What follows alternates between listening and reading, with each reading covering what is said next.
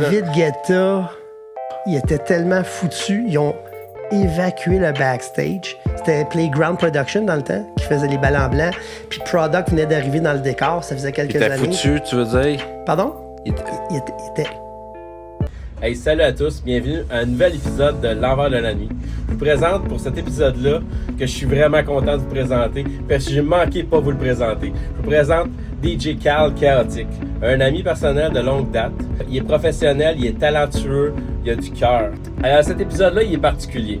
J'ai manqué de pas le présenter parce que ça a été l'épisode pilote. C'est Cal, ça a été le premier à me dire oui. Cal, il m'a aidé dans beaucoup de choses en partant. Puis là, il m'a dit « Oui, Charles, j'embarque ». Fait que c'était le premier épisode que je faisais. J'étais nerveux. C'était la première fois que je faisais ça. Je suis pas je suis meilleur peut-être un peu aujourd'hui, mais là, c'était la première fois vraiment. Puis je me suis dit, hey, si j'étais un peu nerveux, je vais prendre un petit verre. J'ai amené des gin tonic. Puis j'ai dit, on va faire comme Mike Ward sous écoute. Tu sais, un petit verre ensemble, puis on jase. Mais là, Carl, il me dit, non, moi je bois pas. Fait que moi, j'ai déjà commencé un peu à boire. Je vais boire tranquillement, mais la nervosité, tout, je me suis mis à boire. Puis là, ça l'a amplifié mes côtés pas bon. Je parle par-dessus lui, je parle fort, je le coupe. Là, j'étais comme, quand j'ai vu l'épisode, j'ai fait, wow, non, on peut pas jamais présenter ça, mais ça me faisait de quoi? Parce que Carl, il était super bon. Il est vraiment exceptionnel. Donc, j'ai appris à faire du montage depuis ce temps-là. J'ai fait du montage, je me suis coupé un peu partout, puis que ça passe un peu mieux. Fait que soyez indulgents, c'est l'épisode pilote, le premier épisode que j'ai tourné il y a 1 an. Donc, je vous présente l'épisode L'Envers de la nuit avec Cal Chaotic. Bon épisode. Hey, je voulais vous dire aussi, Cal, maintenant, est heureux propriétaire des événements Monkey Business à Montréal. Vous connaissez sûrement les événements Monkey Business. Si vous ne les connaissez pas, je vais mettre le lien en description. Pour pouvoir aller sur le site puis voir les événements. Si vous avez jamais été dans un des événements Monkey Business, je vous conseille d'y aller. Surtout que maintenant, c'est pas n'importe qui, c'est Cal qui s'en occupe. Ça risque d'être assez prometteur pour tous les prochains événements à venir.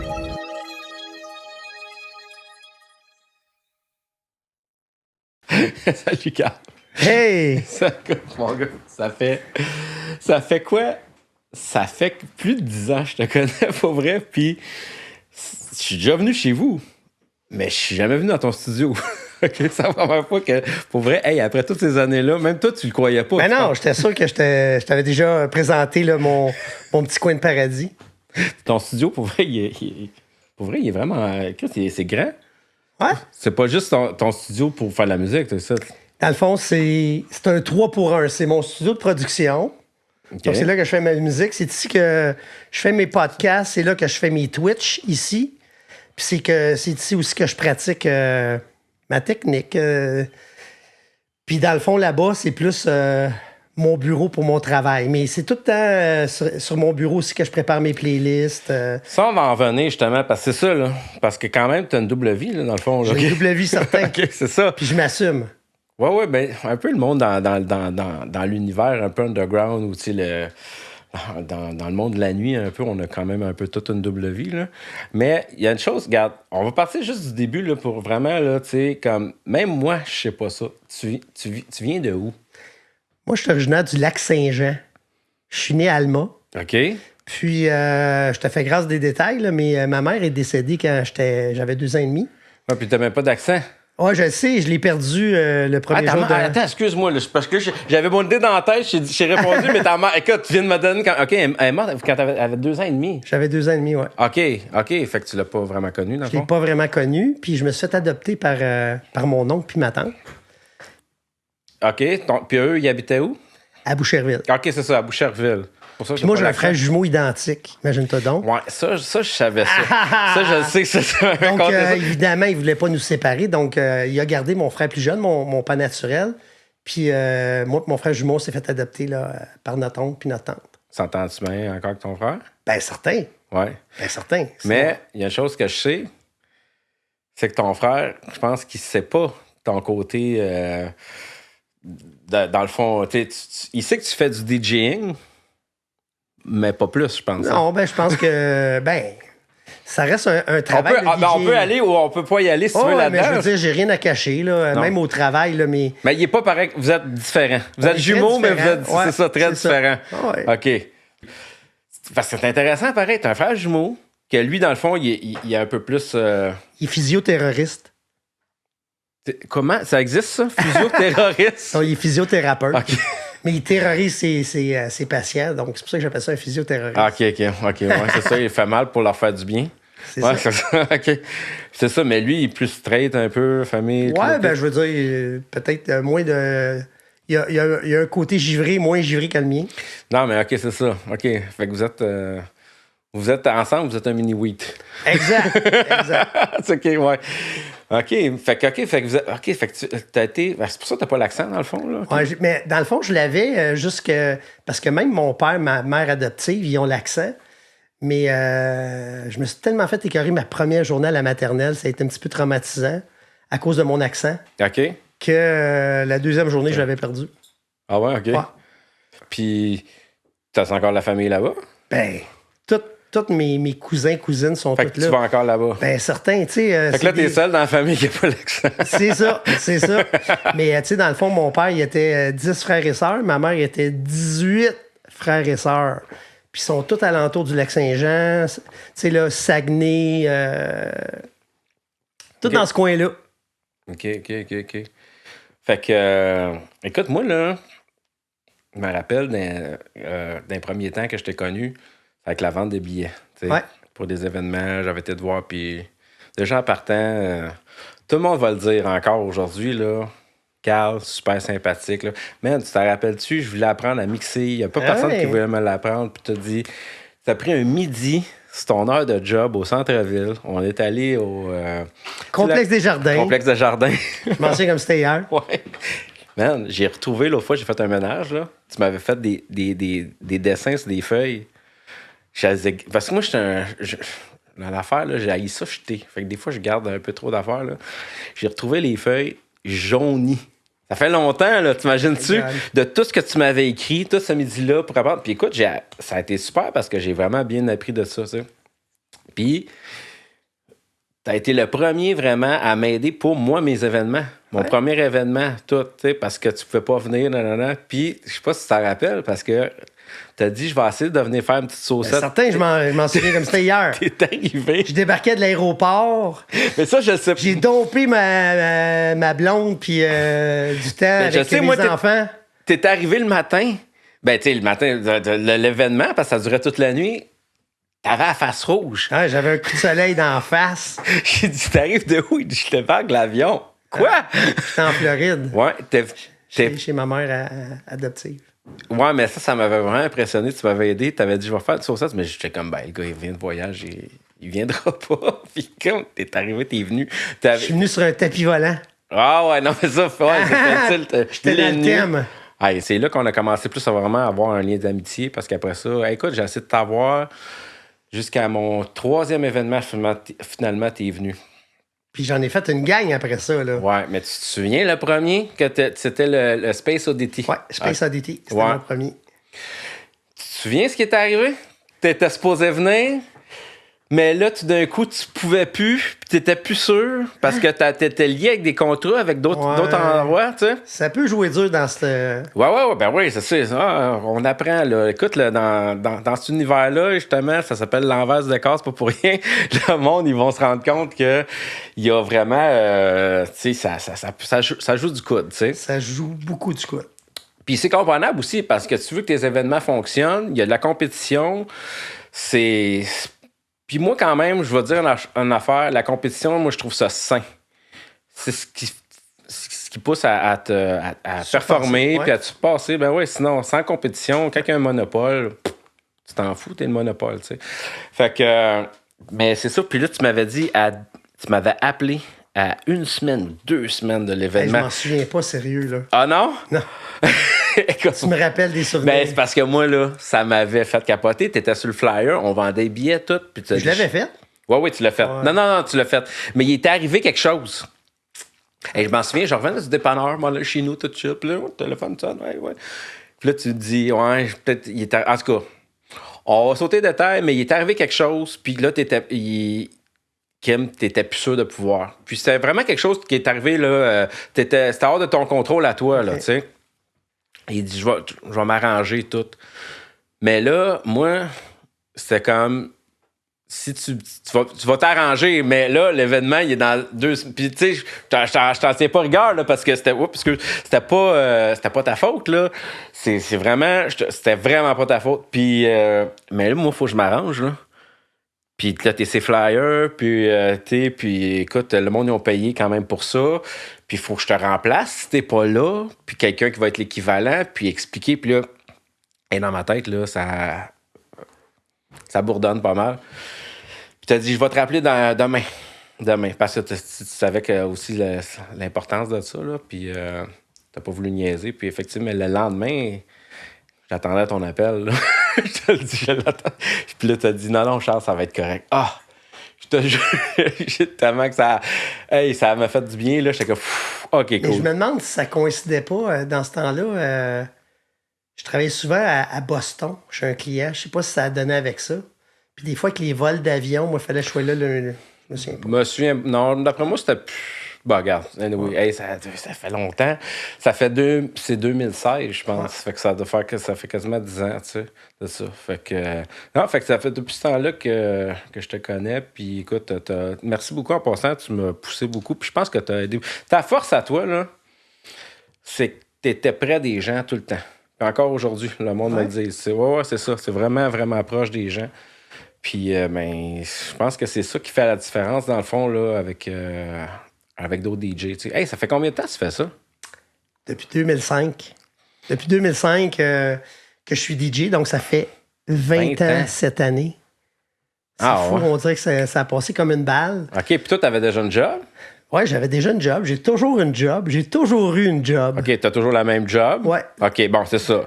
Puis, dans le fond, qu'est-ce qui a fait que t'as commencé à rentrer dans le DJing, dans le fond? Dans le fond, c'est vraiment weird. Quand j'ai commencé à mixer, c'était vraiment pas pour devenir DJ.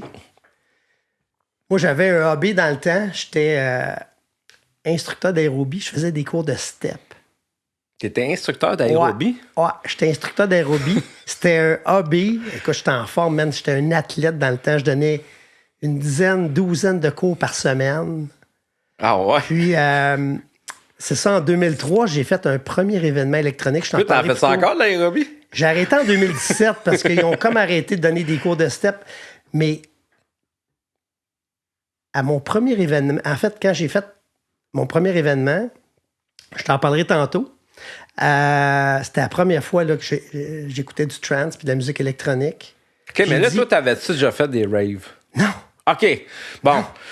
Non, on en reparlera OK, tantôt. vas-y. Mais dans le fond, il y a un de mes amis qui m'a invité au Aria en 2003, le 13 juin 2003. OK. Sa blonde était malade. Je dansais avec ce gars-là des danses latines avec nos conjointes dans le temps, là, nos blondes dans le temps. Puis t'étais en forme, toi, t'avais de l'énergie pour danser? J'étais en forme, puis il m'invite pour un événement parce que sa blonde était malade. C'était au Aria. OK. C'est qui jouait ce soir-là? Attends, juste un instant. Ouais. Quand tu faisais de l'aérobie, tu dansais sur quelle musique? Ben, c'est ça. Moi, je dansais sur de la musique top 40, de la musique commerciale. OK, parfait. Hein? Dans le temps, c'était juste ça qui existait. Fait que là, tu connaissais pas la musique underground, Absolument pas. électronique. Puis là, toi, tu t'en vas là, puis c'est qui jouait? Là, t'as découvert ce soir-là qui? Tiesto! OK! C'était Tiesto, puis qui c'est qui était l'opener? C'était Armin Van Buren? quelque chose. Ma vie, elle a changé cette soirée-là, en fait, cette nuit-là. Ouais. Tu sais, je savais même pas c'était quoi un after hour. Moi, je pensais qu'on allait aller là-bas vers 10h, 11h. Je dis non, il faut que tu arrives à 1h30, 2h. J'ai dit, on va être là 1h. Il dit non, c'est un after hour. Je connaissais pas ça. Ouais. Ma vie, elle a changé.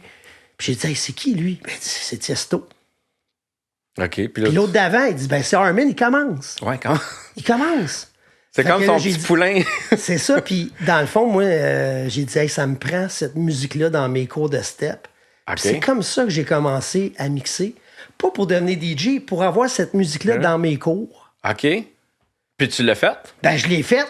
Puis mes cours, écoute, sont devenus immensément populaires. Puis tout le monde me dit, hey, c'est quoi ta musique? Ouais, mais c'est ça, tu devais te démarquer des autres avec Ben, ça. certain. Puis mes cours étaient pleins. J'avais 50, 60 personnes. Puis beaucoup de femmes, des belles femmes en plus. Puis moi, c'est ça. Tu leur as Puis du peut-être fait découvrir Ben, tout à fait. les raves ou le milieu underground, ces affaires-là. Comment ça a commencé? C'est qu'on m'a demandé de mixer au party de Noël. Cette musique-là. De ta job ou. Ouais, chez Énergie Cardio. Je travaillais chez Énergie Cardio. Ah, OK. Donc, c'est comme ça que je suis venu par accident. C'est un petit peu weird, là. Mais là, tu mixais avec quoi? Ben, je mixais sur mon ordi, mais je m'étais acheté des petites tables, là, des CDJ 400. Ça, c'était en 2000. Écoute, c'était en 2003? 2003. 2003. En OK. 2003, le 13 juin 2003, je m'en sais comme ça. Parce que, écoute, moi, je me souviens que dans le temps, il y avait des shows d'Armin Van Buren ou de Tiesto. Dans le temps, tu allais chez HMV pour acheter des DVD de films ou whatever, puis de shows. Puis moi, là, je me rappelle, j'allais chez HMV pour acheter. J'avais des amis qui avaient ça. Puis je dis, avez-vous ça? Non, il faut le commander d'Europe. Ah ouais. On faisait commander ça d'Europe. Même des albums de Tiesto. Là, tu sais, il y avait l'album. In là, Search of Sunrise, Just Be. Non, mais celui qui a fait là, pour les Jeux olympiques Ben de oui. Grèce, là, Parade là, of the Athletes, c'est ça? Parade of the Athletes. Puis ça, il a fallu que je le commande, je pense. J'avais fait que je l'avais commandé 40 piastres, je pense, l'album. OK? Tu sais, je veux dire, c'était vraiment underground. Ouais. Tu sais? Fait qu'imagine, toi, puis les équipements ou whatever, là, t'étais un petit peu comme... fallait que tu te débrouilles, là. Ouais, mais dans le fond, n'importe quel DJ dans le temps va te dire que, tu sais, aujourd'hui, il y a des cours, il y a des écoles. Moi, j'ai tout appris Sur le tas. par moi-même, sur le tas, essai-erreur. Quand j'ai commencé à faire vraiment mes mix, c'était sur un ordi. Mixmeister, ça s'appelait. C'est un logiciel qui existe encore. OK. Mixmeister. Donc, tu prenais deux tracks MP3, puis là, ben, fallait que tu les mixes. Ouais, mais c'était basic, disons. Là. C'était très basic, mais dans le fond, si tu es capable de le faire avec un ordi, puis tu comprends comment ça fonctionne la transition, ben, tu es capable de le faire Quand t'arrives manuellement. avec les pitons. Avec les Parce que pitons. ça a l'air impressionnant, là, tous ces pitons-là. Mais, Ouais, mais- d'un coup que t'es connais un peu, c'est pas si compliqué que C'est ça. comme quand un même. pilote d'avion. Là. Quand tu regardes un cockpit d'avion, là, tu dis il y a à peu près 50 000 boutons, mais dans le fond, il en utilise souvent une dizaine, Ouais. puis le reste, c'est Temps en quand ça temps. va pas bien. Ouais, c'est ça. Non, c'est ça, tu utilises pas tout en même temps, là, tu sais. Non. Mais, tu sais quoi, dans une Ouais. transition, là, quand tu regardes ça, tu as à peu près 60 mouvements différents pour chaque transition. Donc, il y a 60 mouvements. Je les ai comptés à un moment donné. Il y a quelqu'un qui me posait... Quand même, hein. 60 mouvements. C'est pas compliqué, une mais transition. c'est compliqué. Ben, tu sais, à un moment donné, t'en as tellement fait que c'est comme le Ouais, mais pilote c'est parce qu'il y automatique. en a que c'est. Le son, tu le bouges un peu. Là, tu le bouges un peu. J'imagine qu'à chaque fois, ça, c'est un Non, move quand non, même. non, Non? non. Mais juste de loader ta track, juste de la charger, de la préparer, même si on est déjà très préparé. Tu sais, vérifier les volumes, sont-ils bons? L'écouter en pré-écoute, la beat matcher, à s'assurer qu'il est à la même vitesse. Ouais. Puis après ça, amorcer ta transition. Mais justement, là, regarde, t'as tout ça comme équipement maintenant, OK? Ça, c'est ton équipement principal, dans le fond, Ouais, pour mixer. dans le fond, c'est ce qu'on a dans les clubs. Bon. Quand tu te pratiques, faut que tu joues sur ce qu'il y a dans les clubs. Ouais, parce que là, j'ai remarqué que ici, t'as des CDJ 2000 qui ont été longtemps vraiment C'était le standard. le standard. Puis là, même, ça a de la misère à passer le nouveau standard qui est le CDJ 3000, qui est comme le next step, là, tu sais. Tout à fait. Mais t'as ça aussi, là. Ça, c'est C'est un sampler, ça. ça, c'est pour faire des sons. Ouais. C'est ça. C'est un sampler, mais tu peux faire aussi, pas juste des... Tu peux faire des beats aussi. Tu peux programmer comme si c'était une chanson, comme une track, une production. Mais c'est ça. Donc, tu as tous des sons indépendants. Ah. Mais quand tu mets tout ça ensemble, ça, c'est un son que j'ai. Mais tu peux aussi... Ouais, mais t'es Ah ah! Puis là, ils les mettent tout ensemble, donc tu peux faire un séquencement. Donc ça, tu vas faire du layering, donc tu vas rajouter ça par-dessus des chansons qui jouent déjà. OK, mais là, ça là, par exemple, il faut que tu prennes une couple de semaines à juste clairement. être là-dessus là, pour jouer là-dessus. Là. Ça devient complètement une nouvelle bébelle. Là. C'est, dans le fond, c'est vraiment vers là qu'on s'en va. Oui? C'est, c'est, donc Ah ouais? c'est un DJS 1000. Donc c'est un sampler. Donc c'est une banque de sons. Puis tu peux créer des beats que tu vas venir rajouter par-dessus des chansons qui jouent déjà. Donc dans le fond, ça vient rajouter OK. un niveau par-dessus. C'est un ajout à ça. Ouais. Complètement, là. Donc, pendant qu'une track joue. Parce que ça, c'est pas un ajout, ça va ensemble. Ouais. Ça, tu mixes. Ça, c'est vraiment un méga plus, là. Exact. T'sais. Puis plus que tu sais bien l'utiliser, il prend beaucoup de place. Ouais. OK. Sauf que t'en as quasiment jamais dans n'importe quel club. Donc, moi, je m'amuse ici, mais je peux rarement m'amuser. La seule fois que je l'ai utilisé, ben, faut que tu l'apportes. C'est Elevation avec Armin au Stade olympique. Il était... Ça, on va en revenir de ça. Parce que ça, là, par exemple, attends, mais c'est parce que le monde, il pense, écoute, pour vrai, là, t'as un background, là, un CV hallucinant. Puis ça, là, c'est ce qui me fait triper, justement. Tu sais, quand je te disais tantôt, les gens, ils sont... Tu sais, t'es proche des gens. Man, le monde se rend pas... Man, t'es humble, là. Parce que, pour vrai, là, il y a ton CV... Moi, je suis bien fier de te connaître. Je sais, Colin, ton CV est hallucinant, mais pour vrai, on va en revenir parce que je veux pas trop m'éparpiller. Juste savoir, par exemple, les CDG 2000 Nexus, ils ont-tu toujours eu ils ont-tu toutes des entrées CD? Ouais. C'est seulement depuis le CDJ 3000 que t'as pas de lecteur CD. OK. J'étais pas sûr s'il y en a qu'il y en avait pas. À un moment donné, donc, autant les 2000 Nexus que les Nexus 2, ils ont toutes... Donc, c'est ça qui est la nouvelle révolution du 3000. T'es plus capable de faire jouer des CD comme on faisait au début de ma carrière. Ben, c'est fini, là, je pense. C'est fini. Puis si l'écran est plus grosse pour jouer plus, c'est plus un ordinateur. Ben, ce sont clairement des ordinateurs. Il y a des processeurs. Mais je veux dire...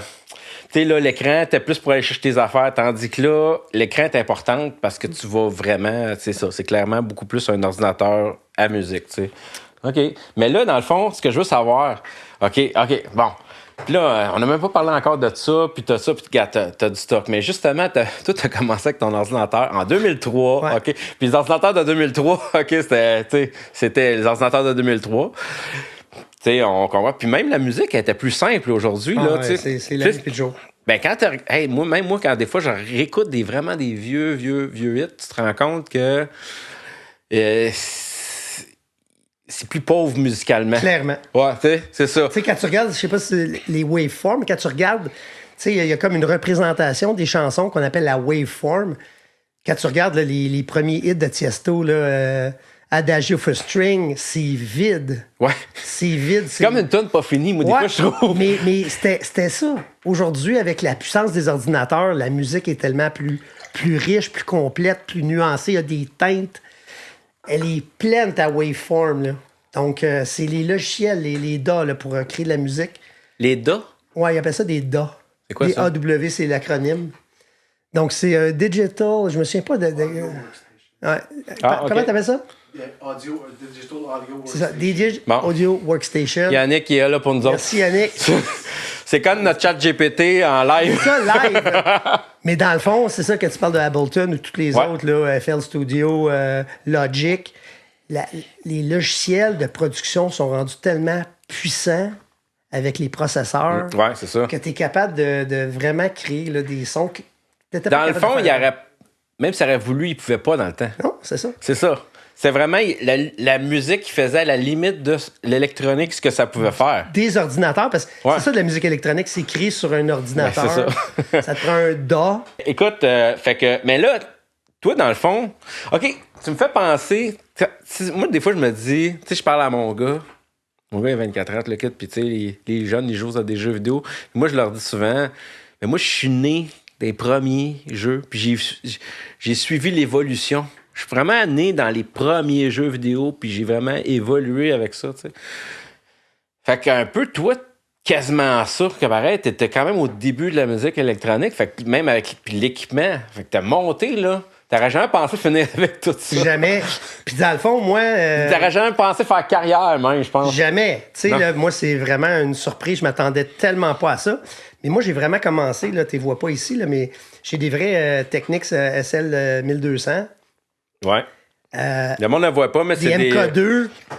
Dans le fond, c'est un contrôleur comme ça. C'est une console. C'est un mixeur. J'ai un mixeur. Un mixeur, c'est ça. Puis avec deux tables tournantes. Deux tables tournantes. Donc, j'ai vraiment commencé à mixer là-dessus, mais... Ils sont tellement propres qu'on dirait qu'ils n'ont pas servi. C'est juste que je frotteux un peu. OK. J'ai encore des vinyles en dessous. Ouais, c'est vrai. Moi, tu sais, dans le fond, j'ai commencé en 2005, mais il y a tellement de bons DJ à Montréal, faire ta place. c'est difficile. Donc, moi, c'est plus 2009-2010 où j'ai commencé là, à sortir un peu. Puis dans ce temps-là, on était déjà rendu avec des CD. Donc, on achetait notre musique sur Beatport, sur des sites, puis on gravait ça sur des CD. Donc, une track par CD ou une coupe de tracks par CD, puis on se promenait là, avec des gros études. Donc, c'était mieux qu'avec des vinyles. Donc, on faisait nos playlists avec ça. Non, mais attends, là. Puis ça prenait la petite fente là, qui n'existe plus sur les CDJ 3000. Ouais, mais là, moi, tu me rappelles, pas en tant que DJ, là, parce que moi, j'ai appris vraiment plus tard, tu sais, puis c'est grâce à toi. Mais ça, ce que tu viens de sortir ça m'a fait penser comme en plus petit dans nos chars. Ben ouais, on se promenait en char, ben puis là, on changeait, on regardait en avant, on changeait les disques, on checkait. Mais tu sais, c'était déjà des compilations souvent, mais là, tu as une track ou deux par CD. OK. Ouais. Là, donc, dans le fond, au lieu de préparer nos musiques sur Recordbox comme aujourd'hui, là, j'ai une dizaine de binders comme ça, là, de classeurs, ça d'épais, puis avant un show, là, je me montais une playlist, donc j'avais un autre plus petit qui est... T'as un rack de CD? Donne-moi le bleu. Le bleu? Celui-là? Non, celui-là ici, là. Attends. Ça, là, c'est le prédécesseur de Recordbox. Hey, t'as Carl écrit partout aussi. T'as Ça, Carl écrit là, t'as Carl là, c'est ta casquette. C'est le branding. Donc, dans le fond, là, ça, c'était mes pochettes. C'était mes pochettes où... Ça, c'est mon dernier set que j'ai fait. OK. Donc, tous mes CD avec l'ordre que je prévoyais jouer mes tracks. Donc, ça, c'est comme... Ça, c'est un album souvenir. Le grand-père de Recordbox. Ben, maintenant que tu le dis, par exemple, je me rappelle, tu sais, quand je te dis qu'on commandait des DVD de show dans le temps, fait que là, la caméra se promenait, puis tu voyais Armin qui est là, il mixait, puis le moment donné, il y avait des box qui sortaient. Puis il faisait ça de même. Je vais parler dans le micro, par exemple. Il faisait ça de même, puis là, il sortait des disques. Il savait où aller, par exemple, mais il était classé comme aujourd'hui, mais qu'on fait sur l'écran. Exact. Donc, dans le fond, dans les crêtes de lait, j'en ai en dessous, là. Tu sais, on mettait nos playlists, puis on écrivait les clés harmoniques, je vous fais grâce des détails, les BPM. Donc, tu sais, tout ce qu'on a sur les écrans, ben, on l'écrivait sur la pochette ou sur le milieu du vinyle. Ou puis sur le CD. Attends, mais là, puis pas juste ça, attends, là, OK? Là, il fallait que tu fasses ça, OK? L'équipement, elle devait valoir cher aussi dans le temps. Ouais, ben... Non, mais je veux dire, aujourd'hui, là, regarde, là, t'es... Ça, c'est une grosse console, là. Mais tu peux acheter, là, une petite console, là, comme à 100$. Ouais. J'ai commencé de même, tu sais. Puis, pas besoin d'acheter de CD... Même que il y en a qui copient, ça a l'air. Fait que, tu sais, puis là, quand tu veux peut-être jouer plus professionnel, ben là, je t'allais les acheter, mais t'achètes ceux que t'as besoin, tu sais. Ouais. Fait que t'as pas payé pour pratiquer, puis savoir les bonnes. Mais dans le temps, fallait que t'achètes les tunes. Fallait que t'achètes les CD. Il y avait des sites pirates, là, puis on se passait ça. Mais ça m'a donné, quand tu deviens producteur, puis tu vois tout le travail, c'est pas des heures, c'est pas des semaines, c'est des mois de travail, là. C'est ça. Là, tu viens à dire, ben, les droits d'auteur, tu vois tout le travail qu'il y a en arrière, donc là, t'achètes. Bien, ça, c'est une autre affaire, parce que à un moment donné, là, c'était tellement underground, justement, que les droits d'auteur, tu prenais les tunes, tu jouais. Ben, ça commence à être plus checké, parce que là tu vas mettre tes sets en ligne, non? C'est ça, tout à fait. C'est ça. Fait que là, tu sais... Puis si tu commences à être pas mal connu, puis tu joues dans un club ou whatever, ça peut-tu... Ouais, mais dans le fond, tu sais, quand tu achètes de la musique, c'est tout le temps pour une utilisation personnelle. Dans le fond, c'est illégal de jouer dans des clubs de la musique sans avoir l'accord. Ouais. Sauf qu'il y a personne qui va... Il y a un accord dans ce milieu-là. Ouais. Une loi non écrite parce que... Exactement. C'est parce que le producteur qui a fait la toune, il veut qu'elle joue sa toune. Exactement. Donc, ça fait une fleur, là. Ouais. Ça fait une fleur que tu joues ses tracks, ses chansons, ses productions.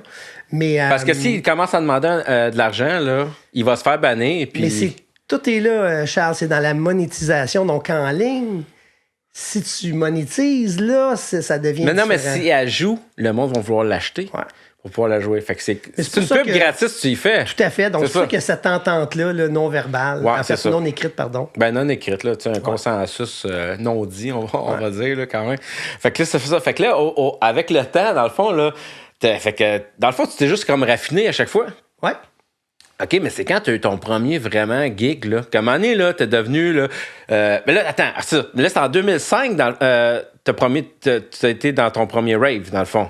En 2003. Ah non, c'était 2003, excuse-moi, attends. OK, non, c'est ça, OK. C'est mon erreur. D'années avant de 2003, commencer à mixer. là, t'as découvert ça. Là, vraiment, là t'as commencé à jouer ça dans tes... Dans mes cours de step. Tes cours de step, ouais. Chez Énergie Cardio. Fait que là, ouais, puis là, t'as fait le party Énergie Cardio. Mais là, d'après moi, c'est là que t'as dû... T'as mixé avec quoi, là? Dans le fond? Dans le fond, dans ce temps-là, je m'étais acheté un tractor. OK, ouais. Ben, comme moi, j'avais commencé, le tractor, la petite console La S4. Tout à fait. Ouais, c'est ça. Puis, tu sais, c'était un contrôleur. Donc, Elle marche j'avais encore, mon la ordi- S4? Ben, ça fonctionne encore, certain. Non, mais ils ont sorti comme des nouveaux S4? Ouais, tout à fait. OK, fait que c'est toujours là, Puis, OK. je me demande s'il n'y a pas la S8, si j'ai vu. Ouais, c'est Ben ça. oui, la S8, mais la S8 est plus... j'ai des amis qui l'ont... Elle est plus pour la production, un peu de la création de musique que le mixage de musique. Moi, bon, personnellement, ce que je pense, là.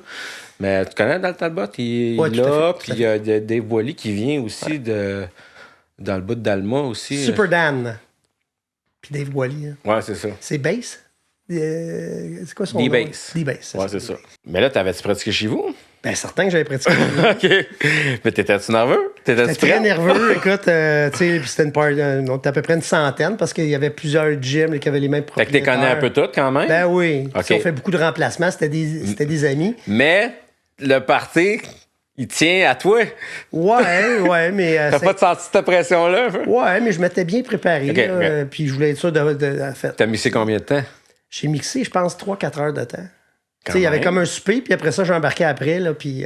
Ben, quand même, là, ton premier party 3-4 heures, ça veut dire que t'en avais de la musique, t'étais Ouais. prête, là? Ouais, T'étais-tu fier de ta performance? très fier. Ouais. Très fier, ben, pour une première, là... Ouais, non, mais ouais, oui. Ça fait différent de mixer dans ta chambre ou dans une pièce tout seul, là. Ben, moi, je me souviens, la première fois que j'étais en train de mixer, tu sais, je mixais chez nous tout seul, puis la première fois devant du monde, il y a quelque chose qui est... J'avais une fan, Ouais. Sylvie Lavigueur.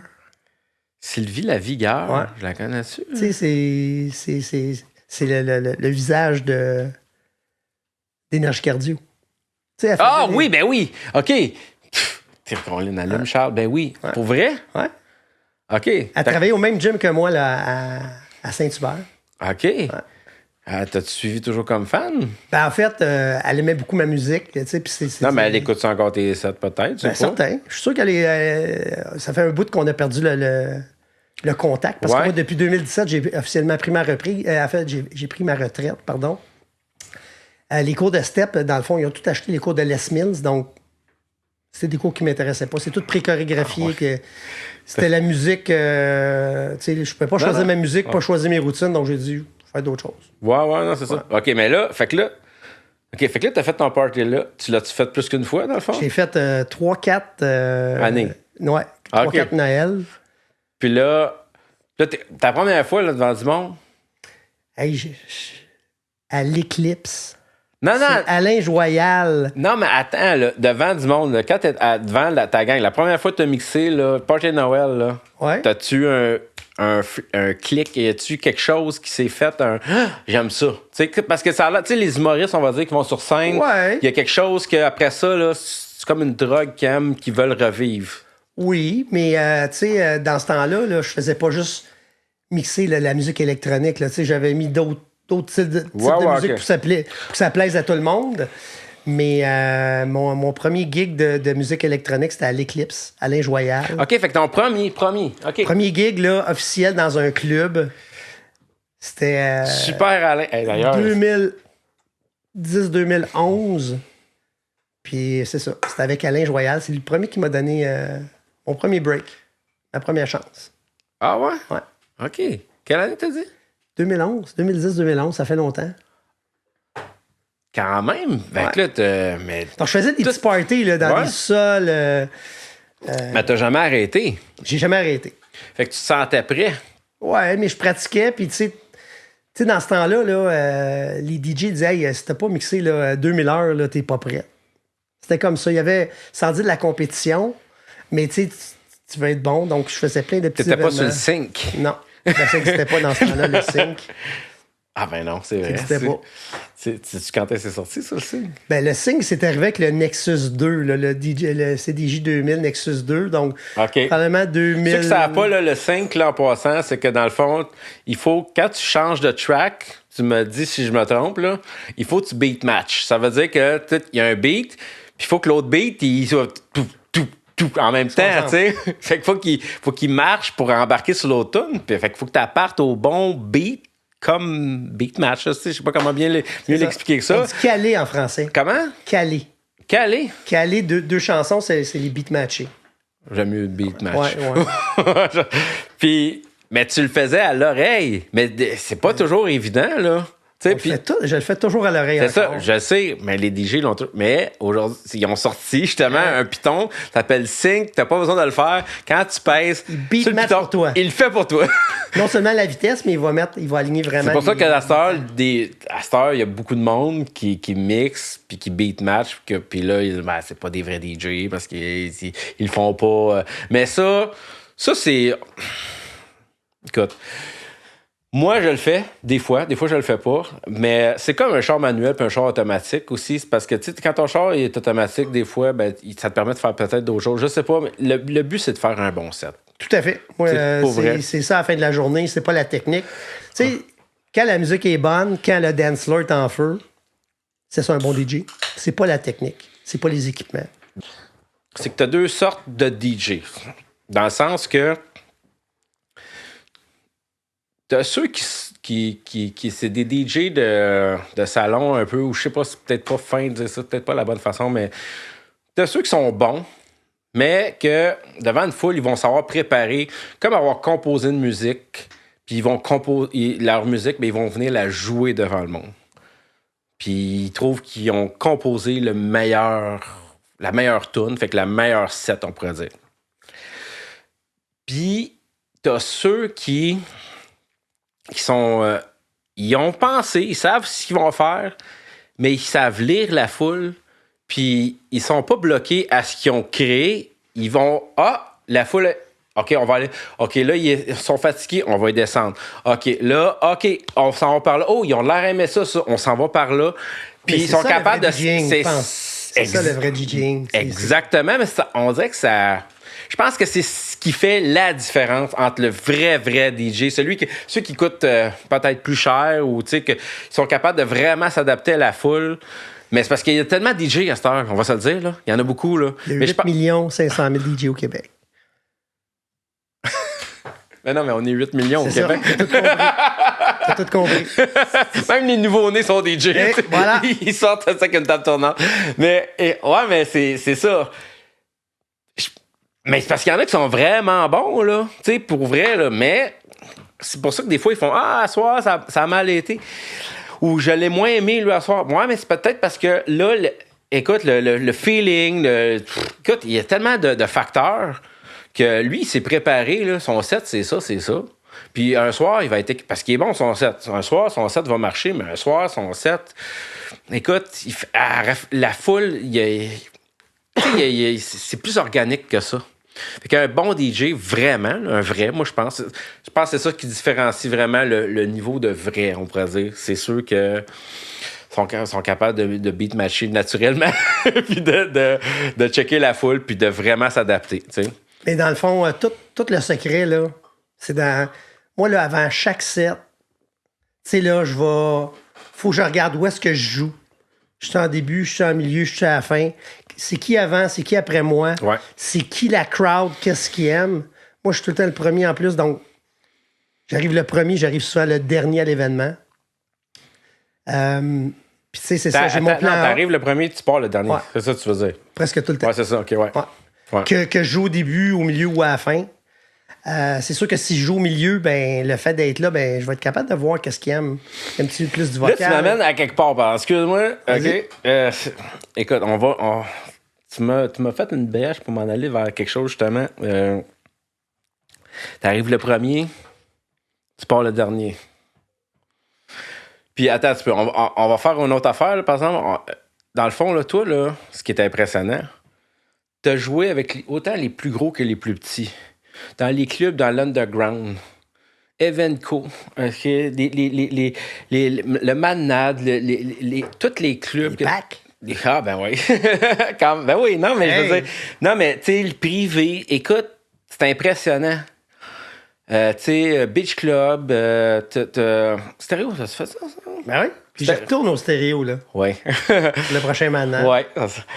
Mais ceux qui vont voir. J'ai fait une fois le stéréo avec Sean Tyas en 2013. Écoute, y a-t-il quelque chose que t'as pas fait?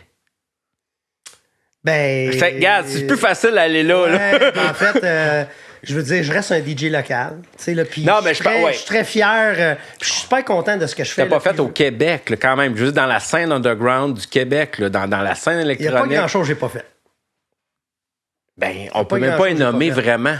Tu sais, c'est ça, là. Mais c'est impressionnant, ça, OK? Puis, t'es là, t'es présent, je sais, OK? On le connaît, Carl, là, OK? J'ai travaillé avec toi, en plus, puis ça, c'est une chose, ce qui fait ta force. Tu sais, en tant qu'organisateur, que j'ai été quand même un bon bout, c'est le fun de travailler avec toi, OK? Ben, merci. Oui, non, mais c'est important. Pourquoi tu penses qu'on t'as joué partout? Parce que les gens, les organisateurs ou ceux qui sont dans le milieu, ils aiment ça. Autant les participants que ceux qui sont l'envers, OK? Tout le monde, tu sais, on est content, on te voit, écoute, c'est le fun. Moi, là, j'ai travaillé avec des gars, là, puis moi, je fais pas ça, puis ci, puis... Toi, tout le temps dedans, dans l'idée, hey, j'ai une idée, Carl, on fait, ah ouais, OK, cool. Tu sais, machine à vendre des billets, on va se le dire aussi.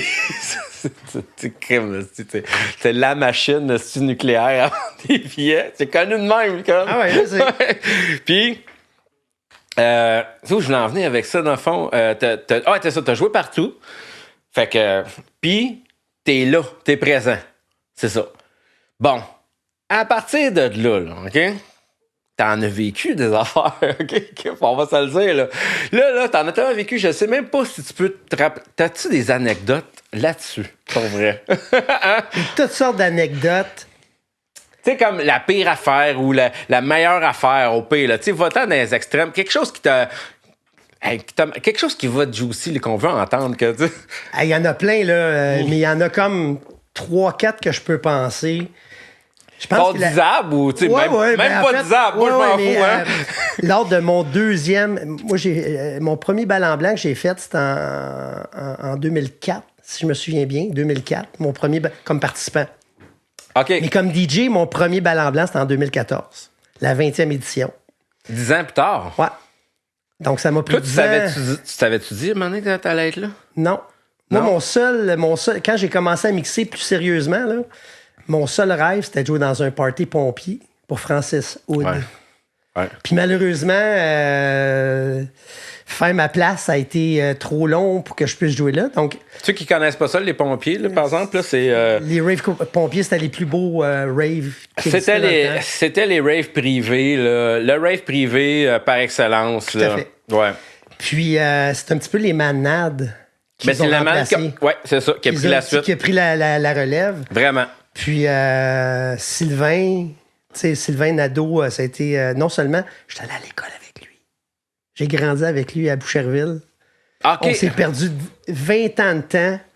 Puis, c'est lui qui est derrière les manades. Puis, j'ai dû le travailler fort de 2008. Puis, si je me souviens bien, Rise, mon premier manade, je pense que c'était en 2011, 2012. Ça a pris du temps, là, puis ça a été... c'est sûr qu'il est là. Ouais, il est à quelque part là. J'ai toutes les parties manades, j'ai toutes les dates. Hey, moi, j'aime ça. Tu sais ce que j'ai remarqué? Il y en a juste un qui est écrit sur le mur, pack. Ben ouais. Il y en a d'autres, là. Il y en a d'autres ici aussi, des packs. Mais dans le fond, mon deuxième bal en blanc comme DJ, c'était en 2015. C'était au Centre Bell. Puis, on en a parlé beaucoup, mais... Centre Bell, c'était quoi? C'était bal en blanc. C'était bal en blanc? C'était pas comme Revolution? Ouais, mais ça, c'était avant, ça, les Revolution. C'était au jour de l'an, ça? David Guetta, il était tellement foutu. Ils ont évacué le backstage. C'était Playground Production, dans le temps, qui faisait les bals en blanc. Puis Product venait d'arriver dans le décor. Ça faisait quelques années. Il était foutu, tu veux dire? Pardon? Il y avait de la misère à marcher.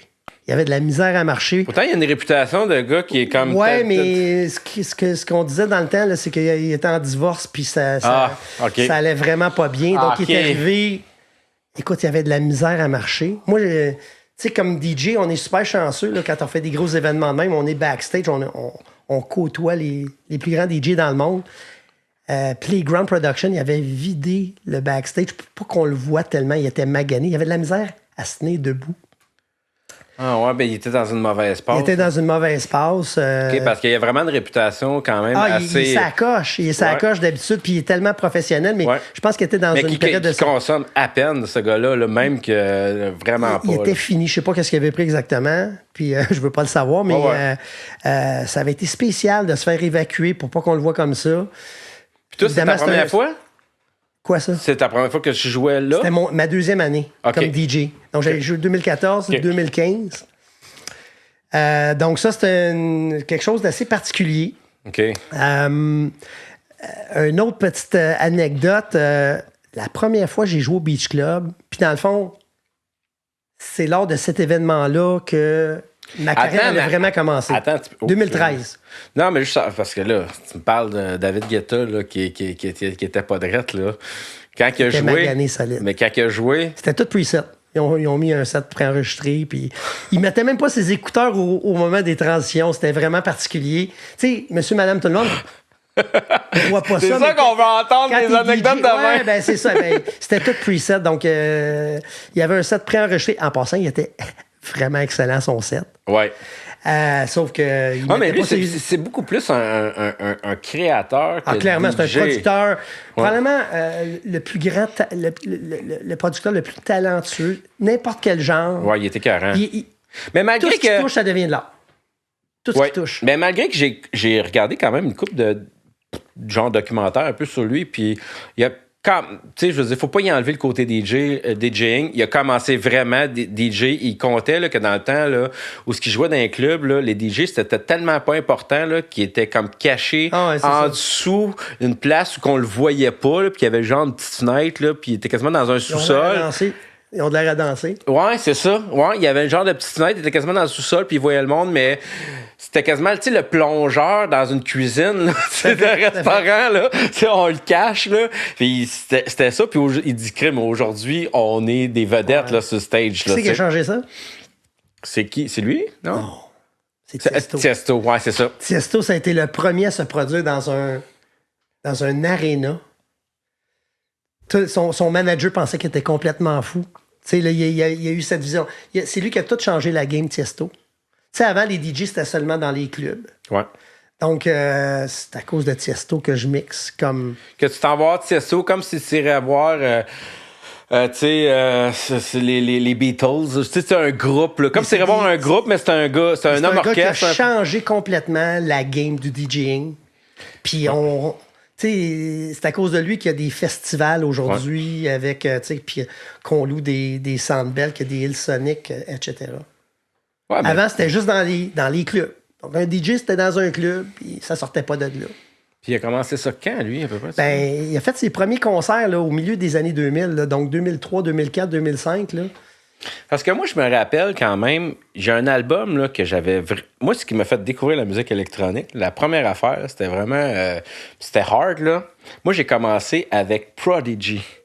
Smack My Bitch Up. Tu sais, je sais pas si tu en 1999. Puis c'est la première fois que ça jouait à radio. C'est eux qui ont fait la plus grosse vente de disques mondiales, puis je pense de tournées. Puis c'était de la musique électronique punk. C'était hard. C'était hard. C'était hard. Mais ils ont quand même eux autres. Tu sais, avant, moi, eux, c'était encore plus underground, je connaissais pas ça.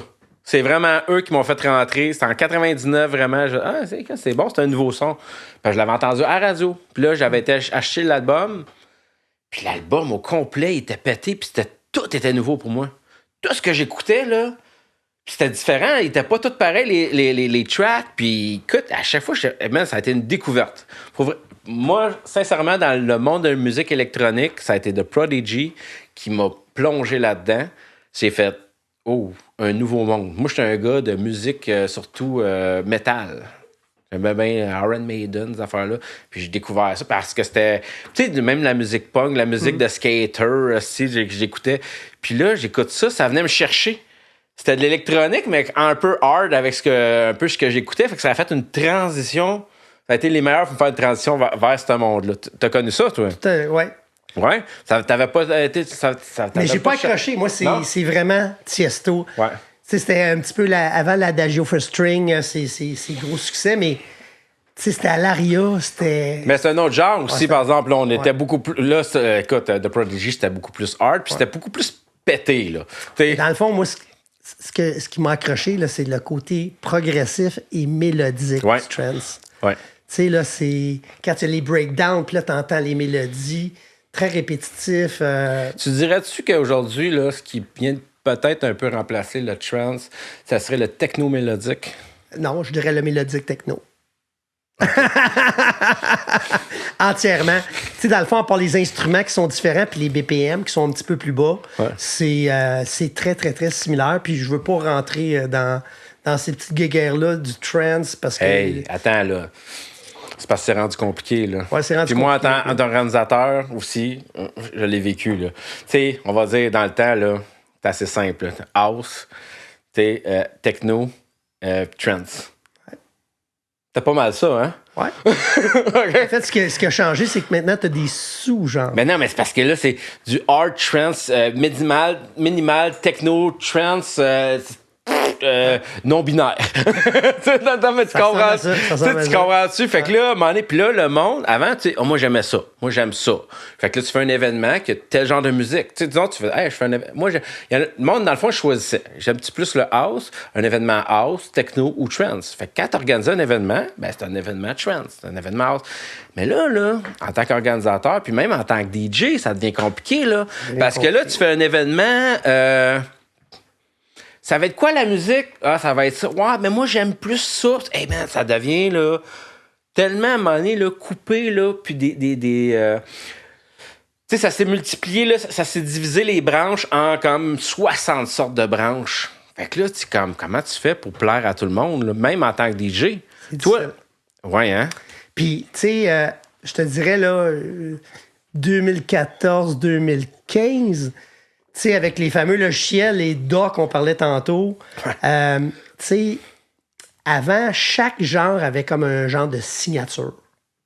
Ouais. Tu sais, il y avait comme un moule là, qui était comme préfet avec les instruments. Puis après ça, tu jouais dans le carré de sable. Aujourd'hui, les producteurs sortent du carré de sable. Donc, ce qui fait en sorte qu'il n'y a plus une signature pour les genres. Mais t'as pas le choix. Oui, mais ce qui est intéressant, c'est on entend de nouveaux sons, puis ah, wow! C'est incroyable, tu sais, que tu n'avais pas avant. Sauf que là, ça devient très difficile. C'est quel genre maintenant? Ils mélangent tout. Donc, ça devient difficile de venir donner un genre à une chanson, une track. Vraiment. Ouais. Sincèrement. Parce que aussi, c'est qu'avec les logiciels, avec les ordinateurs, c'est quasiment donné à tout le monde de pouvoir créer. Puis là, tu as la planète au complet qui crée. On est 8 500 000 DJ au Québec. Ouais, mais là, c'est au Québec, mais l'Internet, la musique, c'est mondial. Fait que mais c'est dur même, des fois, de te tenir à jour. Mais avec les réseaux sociaux, les gens sont beaucoup plus éduqués qu'avant. Tu sais, là, avant, tu sais, t'avais quelques DJ, tu sais, on retourne 20 ans en arrière, tu sais, t'avais quelques grands DJ, puis tu sais, t'avais des Carl Cox, Mais aujourd'hui, là, ça s'est tout démocratisé. Puis avec les réseaux sociaux, avec l'Internet, les gens, ils sont beaucoup plus connaisseurs. Tu sais, là, ils connaissent. Tu sais, avant, tu avais juste le top 100 de DJ Mag. Maintenant, là, tu sais, les gens sur SoundCloud, sur plein de plateformes, sur Spotify, sont capables d'entendre toutes sortes d'artistes puis de découvrir les genres aussi. Ouais. Deuxième anecdote, c'était mon premier booking au Beach Club. C'était avec Dash Berlin, Cosmic Gate. Quand même, là. Ouais. C'était... Puis ça, c'est quand je dis là, que Chris a joué là, avec... Cet événement-là, c'est lui qui a changé tout... qui a tout bouleversé... ta vie? Ouais, comme artiste. C'est lui qui m'a propulsé vraiment en haut. C'était quelle année? C'était en 2013, en juillet 2013. Hey, tu sais, des fois, le 13, Premier c'est booking- c'est malchanceux pour du monde, mais pour toi, ça a été super chanceux. Puis honnêtement, je venais de faire quelques manades, ça avait super bien été. Et Jean-Louis Labrec, King Louis, il m'avait comme spoté. Qui il n'est pas disait- rien, le manade en passant. Ah, là. tout à fait. Tu sais, on parle Non, de 1200 personnes. On fait sold out en quelques heures, quelques jours. Ben, Encore aujourd'hui. Attends, les puis manades, là, on est rendu à quoi, là? Quasiment 30, là? on a 30. Je pense que ça va être le 31e, 32e le Ouais. prochain. Oh, il y a quelqu'un... Ça doit être un livreur. OK, parfait. Je pense que ça va être le 32e. On est manade. occupé. On est occupé. Mais tout ça pour dire que mon premier booking au Beach Club, Dash Berlin, qui est dans le top 10 DJ Mag, Cosmic Gate, hey, je vends 312 billets. 312 billets. C'est beaucoup? C'était beaucoup, c'est énorme. Écoute, donc ça part bien. Oui, parce qu'il y a comment de promoteurs là, qui en vendent, puis pour... Dans le fond, dans ce temps-là, Combien de places? il y avait des agences de promotion comme Unique, là, Dave Beaulieu, etc. Puis toi, tout Moi, seul? j'étais tout seul, je faisais ça Ouais, tout seul. ouais. Là. Mais hey, l'anecdote, c'est que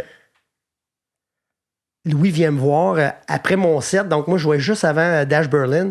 Puis il me disait, hey, Carl, le chauffeur s'est pas pointé. On n'a pas personne pour aller chercher Cosmic Gate à l'aéroport. Puis il disait, c'est quoi ta marque de char? Fait qu'il dit, ah ouais, tu peux-tu aller le chercher? Tu peux-tu aller chercher Cosmic Gate? C'était Pierre-Éliott Trudeau. Ouais. Donc, j'embarque dans mon char, je vais chercher Cosmic Gate. Écoute, je suis un petit peu impressionné. Ben oui. Il était un petit peu, tu sais, c'est un Mais non, mais c'est sûr. Exploration of Space. C'est clair que t'es impressionné. Hey, j'étais comme, puis juste de mixer, d'avoir mon nom sur le même flyer. Ouais. Donc, je vais y chercher. Puis là, ben, Dash Berlin finissait son set. Il disait, hey, on n'a personne pour aller porter Jeffrey à l'aéroport, à sa chambre d'hôtel. Jeffrey. Sartorius, Dash Berlin. Ah, il s'appelle Jeffrey. Jeffrey Sartorius, ouais. OK. Non, mais moi, Donc, tu vois, regarde, mais c'est parce qu'il y a plein du monde peut-être qui... tu sais, ça a juste Dash Berlin, là, tu sais. Puis, check bien ça. Je vais porter Dash Berlin à son hôtel à côté de l'aéroport. Puis, dans ce temps-là, je faisais des CD promo. J'en ai plein sur le mur. Puis, je le faisais jouer dans mon auto. Puis, il m'a demandé à un moment donné, il dit, hey, c'est quoi qui joue? Fait que là, j'ai dit, ben, c'est un CD promo que j'ai fait pour l'événement. Ah non, mais t'es Fait wise, que, là. Fait que là, je l'éjecte, je le sors. Puis là, j'y monte. Puis, tu sais, je l'avais fait imprimer avec sa photo Ben, dessus. Puis ah, ouais, c'est ça. Tu l'as, ça? c'est le premier dans le coin. Pas son en haut. voix avec caméra, Ouais, mais pareil. en haut, là, dans le fond, il dit, passe-moi ton CD. Il me l'a autographié. Tu l'as là, il est là, dans le fond, là. C'est lui qui a parti toute cette Ah! aventure-là. C'est à cause de lui qu'à chaque fois que je fais une gig avec un DJ international, sur mes CD promo, il signe. Donc, mon mur, il est tapissé. Donc, ça, c'est toutes les gigs que j'ai faites avec... Je pensais que tu y aurais comme il t'aurait dit... Hey, laisse-moi dire, je le veux. J'aurais aimé ça, mais il me l'a signé Ouais. comme souvenir. Puis, Mais évidemment... crime, ça a de la valeur, ça, quand même. Hey, ça, là, c'est... Quand je vais être vieux, ça va être mes plus beaux souvenirs. Ils sont tous là. Tu sais, j'ai commencé, là... Hey, Ryzen, je check Ryzen. Ryzen. Ouais, ils sont tous là. Tout. Non, mais moi, j'ai check, là. Il y en a une couple, là, que... Il y en a, ils sont tous là. Ils sont tous là, donc... Il y en a combien en tout, sais-tu?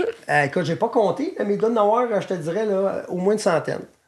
Ouais, sûrement, Au moins une peut-être. centaine. Donc, Ah, yeah. c'est à cause de Jeffrey Sartorius, Dash Berlin, que j'ai commencé à collectionner des CD autographiés. Sinon, écoute, combien de gigs où l'électricité passe? À un moment donné, mes écouteurs, ils ont pété. Ils ont brisé. Puis, j'étais plus capable de beat matcher. Pendant le mix? Ouais. Où ça? C'est un événement... je me souviens pas. Mais je mixais avec les moniteurs. Puis là, je demandais des caisses d'écoute. J'ai passé comme 1 heure à mixer. Vraiment l'oreille sur les moniteurs. Ouais. Parce que là, c'est drôle parce que tu me parles, dans le fond, tu mixais sans écouteurs, OK? Ouais. Mais c'est drôle parce que là, écoute, là, je suis dans ton studio, tu sais, j'en remarque un peu les détails, il y a pas mal d'affaires. Là. Ton studio, il est beau parce que c'est un peu l'histoire. C'est mon histoire. C'est ton histoire. C'est mon histoire. Exactement. C'est mon passé. C'est pour ça, rentrer dans ton studio, c'est rentrer dans ton histoire. C'est ça. Les écouteurs blancs là-bas, là, je me rappelle, je pense que je t'ai connu, t'avais ça. Ouais, C'est tes premiers écouteurs. c'est mes premiers écouteurs. Là, ils marchent plus, eux autres. Ils sont finis. Ils ont duré combien Le de temps? casque est pété. Ils ont duré... ils ont duré presque 10 ans. C'est des Pioneer. Puis ils étaient blancs. Mais ouais. Dans le fond, c'est notre outil de travail. Hein. Mais attends, mais quand ils ont brisé, là, émotionnellement, C'est sûr... ils s'en vont avec plusieurs souvenirs. Puis tu sais, en plus, il était... t'es as gardés, là, quand les ai même. gardés. Ça fait longtemps, c'est ça, ils sont là. Puis il était back-order, mais j'ai réussi à m'en trouver une paire d'usagers. Mais c'est parce que, attends, c'est ça, j'en vois une en bas, là. C'est la même, ça? Ouais, mais c'est la deuxième. Ah, OK, t'as racheté les mêmes. Eh oui. OK. Ceux-là, ils sont un petit peu meilleurs, mais dans le fond, c'est... Ils fonctionnent ça encore? En fait, le son fonctionne encore, c'est juste qu'ils tiennent plus sur les oreilles. Ah, il n'y a plus comme le spring, un peu? Ouais, là? ben, en fait, c'est vraiment la partie du haut là, qui tient les deux. OK. Puis après ça, c'est lesquels? T'en as eu combien, dans le fond? Là? T'en as eu combien, puis t'es rendu avec lesquels, tu sais? J'étais avec des V-Moda maintenant. Ce qui est le fun, c'est que... C'est ceux-là, ça? Non. Non? C'est encore des Pioneer. Ça, c'est pour mon studio. Mais OK. c'est des V-Moda. Puis dans le fond, ce qui est le fun, c'est que tu peux mettre tes logos dessus. Tu peux les faire personnaliser. T'es là-dessus? Ouais, puis les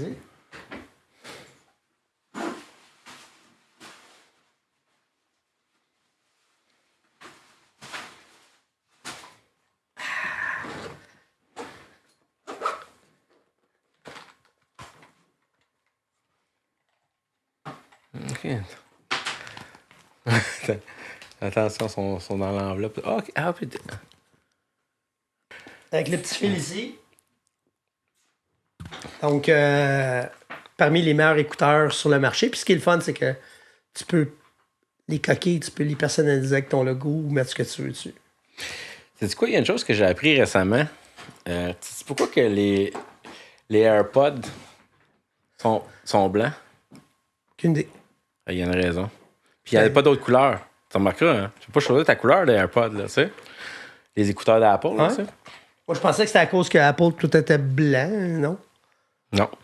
C'est parce que quand ils ont sorti le iPod, OK, le premier iPod, ben, même s'ils faisaient un design de malade, quelque chose d'apport, tu sais, qui se distingue, ils savaient que le iPod, il allait dans la poche, puis que personne n'allait le voir jamais. C'est rare que le monde va le mettre dans leurs mains, ils vont le mettre dans une poche, quelque chose, tu sais. Fait que même s'ils faisaient un design de fou, ben, Chris, Il était invisible.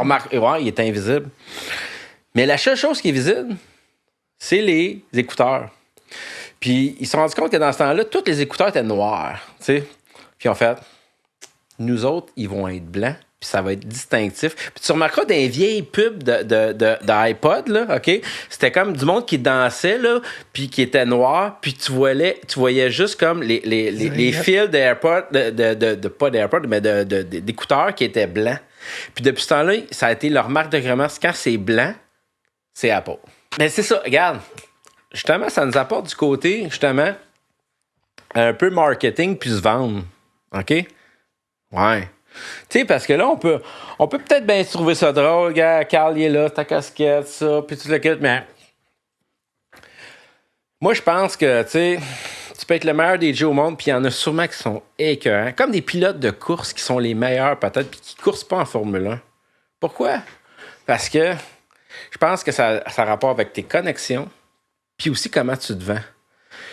Je pense que c'est une affaire que le monde se rende pas compte aussi. Tu sais, je pense que, tu sais, je veux dire, c'est pas juste d'être bon DJ, parce qu'il peut y en avoir plein de bons pilotes de Formule 1, puis il peut y en avoir plein de bons DJ. Puis c'est comme dans bien des domaines. Il faut que tu sois bon. Mais pourquoi tu vas, toi, être au-dessus? Ben, c'est parce que je pense que aussi c'est la capacité de se vendre. Tu sais? Entièrement. Et on vit dans un monde de réseaux sociaux. Donc, faut. Tu sais, les artistes qui réussissent aujourd'hui, là, non seulement sont bons, Ouais. en fait, sont excellents, Ouais. mais sont polyvalents. Sont capables, tu sais, là, de bien se promouvoir. Sont capables de vendre des billets.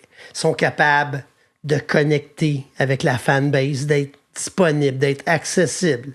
Tout ce que tu fais, dans le fond. Ben, là. On dirait que tu me parles de toi, là. Ouais, mais tu sais, dans le fond, moi, plus jeune, il y a quelqu'un qui m'a marqué, puis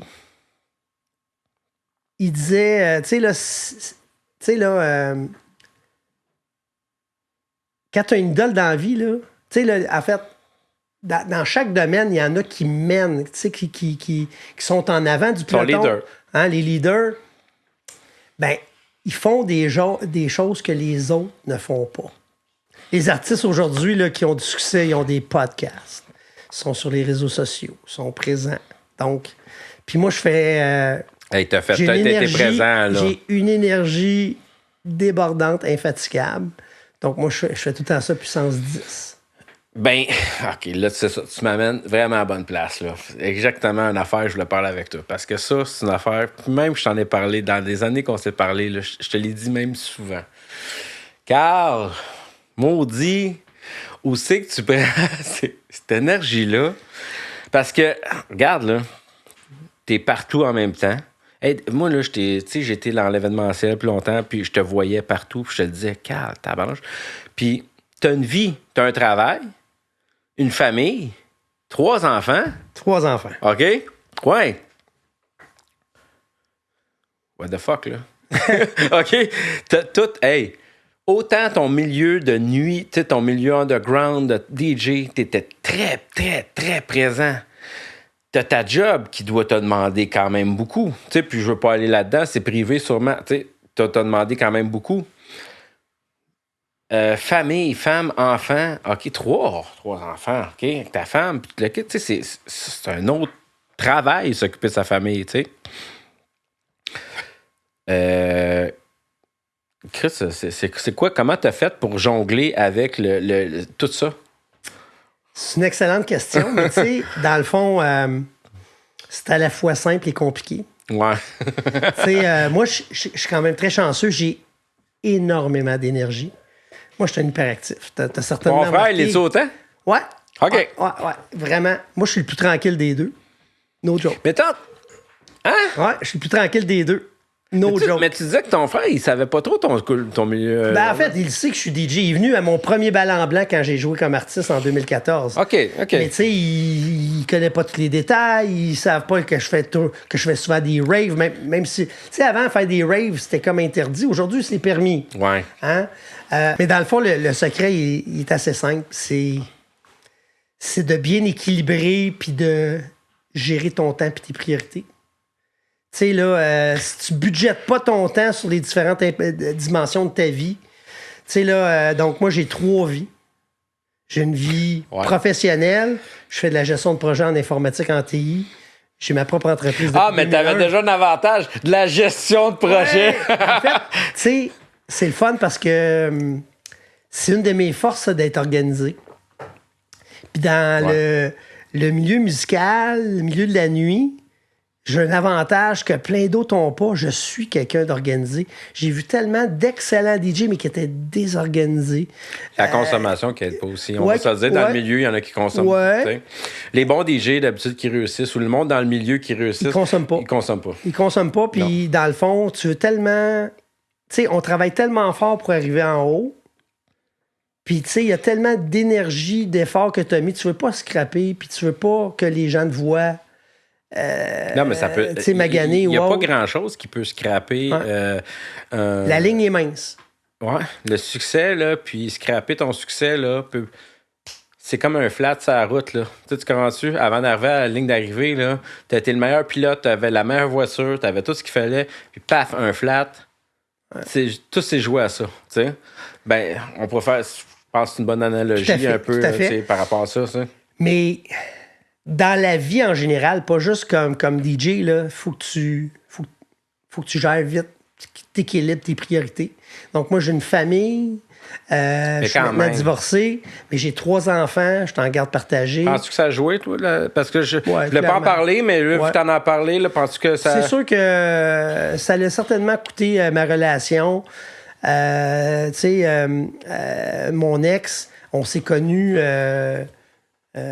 en dehors des parties. Ouais. On en a fait beaucoup ensemble. T'as été combien de temps avec? On était 18 ans ensemble. Quand même. Puis c'est sûr que moi, là, je carbure beaucoup. Tu sais, c'est une partie importante de ma vie. Puis à un moment donné, elle voulait... elle voulait arrêter. Elle voulait en faire moins. Donc c'est sûr qu'on s'est séparés un peu, là. Puis... C'est parce que tu deviens comme un peu avec une double vie quand même. Fait que peut-être des C'est fois. une double vie. C'est une double vie. Ben, ouais, c'est ça. Fait que peut-être que pour elle, elle a l'impression qu'elle sort avec la moitié de la personne que t'es, tu sais. Peut-être. Il faudrait que tu fasses un podcast avec elle. Peut-être. Mais est-ce que. Tu sais, tantôt, on a parlé un petit peu là, en dehors, là, tu sais, puis tu m'as dit que, par exemple, vous vous entendez super bien, On puis ça va s'entend super bien. bien. On a tout fait à l'amiable. Ouais. Puis, tu sais, en fait, c'est une excellente mère. Puis, c'est probablement la meilleure mère que je peux avoir pour mes enfants. Mais, tu sais, je pense que des fois, aussi dans la vie, tu sais, on évolue. Ben, 18 ans. Ouais, Tu sais 18 quoi? ans. 18 ans, 3 enfants. On va se le dire. C'est une réussite. Ben, je crois que c'est une réussite. C'est une réussite. Écoute, de nos jours, là, 18 ans, ensemble, 3 enfants, c'est une réussite. C'est même que c'est peut être même normal de, à un moment donné, faire, après 18 ans, tu quoi, on va aller chacun de notre bord vivre de nouveaux horizons. Ben, je pense que c'est ça. C'est ça la nouvelle vie d'aujourd'hui. Tu sais, on évolue, on change. Puis c'est sûr que toutes nos affinités qu'on avait des fois au début de notre vie amoureuse, ben, on évolue des fois dans des mêmes directions, des fois dans des directions différentes. Ouais. Puis tu sais, à un moment donné, quand t'es plus heureux, Alors, c'est tu sais, ça. la vie est trop courte pour être malheureux. Là. Mais là, je te ramène. Ouais. Mais t'en veux une anecdote? Oui. Au New City Gas, Armin, hey, j'ai eu la chance de jouer 2 fois Solo Night avec Armin. Ah ouais? Ouais, moi, je jouais 2 heures de temps, puis Armin embarquait à minuit jusqu'à 3 heures. Tu sais, jouer juste avec lui là, en solo. Et je pense que c'était la deuxième fois. La troisième fois, c'était un bal en blanc, mais qui était au New City Gas pour le 25e anniversaire. Puis, il avait fait venir une équipe de photographes parce qu'il voulait faire un photoshoot puis avoir des footages pour de la promotion, probablement. Puis, il y a un journal... En fait, il y a un photographe ou un vidéaste, je me souviens pas, qui avait fait recharger ses batteries dans une prise de courant. Ouais. Puis tout ça... Les batteries de sa caméra? De sa caméra ou OK. de sa vidéo. OK. Puis ça l'a surchargé le circuit. Ouais. Fait un événement en chaîne. Puis écoute, Fait tout le système de son, tout lâche? tout a lâché. Mais Ouais. tu sais, ça a été comme en cascade. Tu sais, c'est le New City Gas. Ah. C'est tout le Ah, temps c'est au New ça. City Gas? C'est au New City Gas. Tu sais, il y a 3500 personnes qui rentrent là. Et... Tu sais, il y a du monde, là. Ouais. Ouais. Puis c'est ça. Puis ils ont payé cher. Ouais. Ouais. Ouais. Puis il y en a que, tu sais, section VIP, on a payé encore plus cher. Donc, c'est des... C'est ça, c'était dans la dernière heure. Donc, il avait déjà fait 2 heures. Puis probablement que le vidéaste ou le photographe, il devait recharger ses piles pour ses appareils. Puis c'est ça, moi, je me souviens, là, Félix Landry, qui est à la technique, c'est un des meilleurs techniciens de son que tu trouves... tu sais, dans l'Est du Canada. Tu sais, là, quand il a compris qu'est-ce qui venait d'arriver, là, tu sais, je voyais son visage, là, puis ça disait tout. Ouais, mais c'est parce qu'il C'est- savait tout ce qui est. ce qui Lui, s'en dans sa vient. tête, là, il Puis voyait il tout. disait, hey, check bien ça, là, tout va couper. Tout le son va couper. Il va arriver ça. Donc, les subs lâchent. Pop, pop, pop. Tout en cascade. C'était Puis c'est arrivé. c'est arrivé. C'est arrivé. Ça a duré puis- combien de temps avant qu'il remette tout? Ben, en fait, je pense que ça a comme pris 2-3 minutes. Là. Mais tu sais, quand il n'y a rien qui joue puis tout le monde est là Non, dans non, la mais salle, attends. 2-3 minutes, quand il n'y a rien qui joue, t'es dans la party, c'est long. c'est long. Ouais. C'est une Puis éternité. celui qui est en train d'arranger ça, là, ça a pris 2-3 minutes, c'est parce qu'il était bon. Tu sais, là, j'ai eu la chance de jouer très souvent au New City Gas. Ouais. C'est parmi les tops de l'industrie son là. C'est comme Ouais. quand tu compares un petit peu au stéréo là, en after hour. C'est un des plus beaux clubs. C'est le club où tu veux jouer à Montréal parce que c'est le plus gros club intérieur. OK, ouais. Tu sais, le club est impeccable. Donc, c'est ça. Puis, c'est un excellent Mais système dans de tes son. meilleures places que t'as faites, ça serait quoi? Là? T'as le Beach Club, t'as aimé Le ça? Beach Club, le Beach Club, c'est incroyable parce que c'est le plus gros club extérieur Ouais. en Amérique du Nord. Ouais, mais je parle pas juste de jouer. Je parle un Mais peu. c'est la vibe, là. La vibe, mais pas juste la vibe des gens. Je parle aussi l'intérieur, l'organisation, les gens qui sont. Parle-moi des places que. L'overall, là. Parce que pas juste. Parce qu'il y a des places où tu vas jouer, là, assez hot, mais. je sais pas, la loge ou le monde avec qui tu travailles là-bas, c'est broche à foin. Parce qu'on le sait, il y a des places que c'est bien beau là, pour ceux qui participent, mais ils savent pas qu'en arrière, des fois, là, c'est tout croche, tu sais. Y a-tu les meilleures places tu t'as senti là, que. Hey, ben, c'était ça à coche, là? Ben, je pense que les mythiques ballons blancs, c'est des parties uniques. Ouais? Tu sais, là. T'as bien organisé, puis tout. Ah, Puis... c'est. Puis moi, j'ai joué. Je l'ai fait comme participant une dizaine d'éditions avant de finalement pouvoir jouer. Mais l'organisation était impeccable. La production. Ouais. Professionnelle. Ça, c'est important, ça. Oui, mais c'est tous les petits détails qui font la renommée de ces événements-là. Le diable se cache dans les détails. Puis Toujours, ça, là, Devil's is in the details. Ouais. Le Beach Club, qui sont des méga productions. Ouais. Des années 2014. Moi, Tu voyais-tu quand tu étais au Beach Club, tu sais, Olivier Primo, étais-tu très présent ou c'était son équipe beaucoup plus? en fait, moi, j'ai connu l'avant Olivier Primo. Oui. Ah oui? J'ai connu l'après. Ouais. OK, puis... Donc, en fait, c'était très différent. C'est des styles de leadership différents. Ouais. Moi, j'ai connu avec Pierre puis Sylvain Bérubé, qui étaient qui étaient dans les actionnaires originaux. Quand c'était... tu sais, Olivier, là, c'est un... Peu importe ce qu'on veut dire, il est très à son affaire. C'est un homme d'affaires. Ouais. Il est très présent avec sa famille. Il est très bien entouré. Il aime s'entourer des meilleurs. C'est sûr que c'est un homme d'affaires. Est-ce qu'il t'écoute quand tu es là? Est-ce que tu as l'impression que c'est le fun de travailler avec lui? Il te connaît, il vient te voir, il est présent. Moi, tu sens qu'il a fait ses devoirs avant de te... Entièrement, mais peu importe ce qu'on va dire, là, il a tout le temps eu du succès partout où ce qui est passé. Oui. Là, donc, il a cette capacité-là de bien s'entourer, puis c'est un gars d'affaires. Donc, il est là pour faire des affaires, il est là pour faire des sous. Oui, mais il y a beaucoup de gars d'affaires qui ont acheté des compagnies puis qui ont fait détruire la compagnie parce qu'ils étaient plus comptables que d'affaires, dans le sens de comprendre la business puis d'avoir une vision dans la business, tu sais.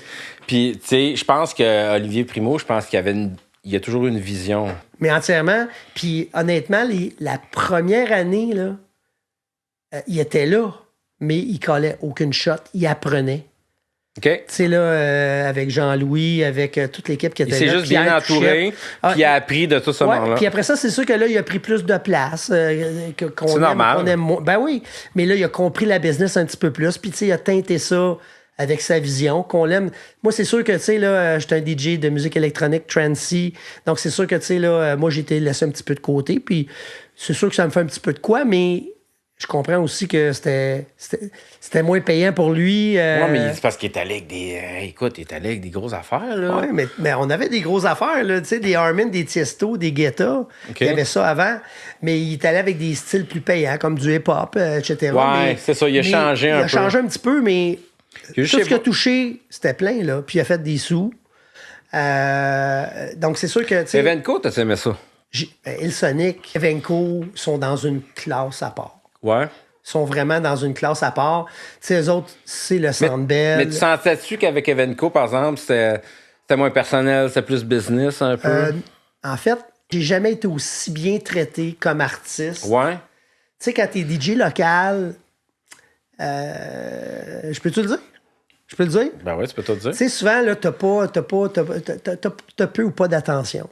Tu sais, t'es un DJ local, donc tu fais partie du décor. Ouais. Tu sais, là, autant les artistes internationaux sont traités aux petits oignons. Tu sais, donc, nous, on n'a pas ce traitement-là, généralement. Puis c'est pas nécessairement négatif, mais on fait partie du décor et on fait partie du portrait. Non, mais je pense que, écoute, ce que tu dis là, par exemple, ça fait partie un peu des Québécois. Tu sais, Georges Saint-Pierre, là, il a été une vedette mondiale avant que nous, on en parle. Ouais. Tu sais, il est un dieu sur terre au Japon, puis tout le kit avant que nous, on en parle.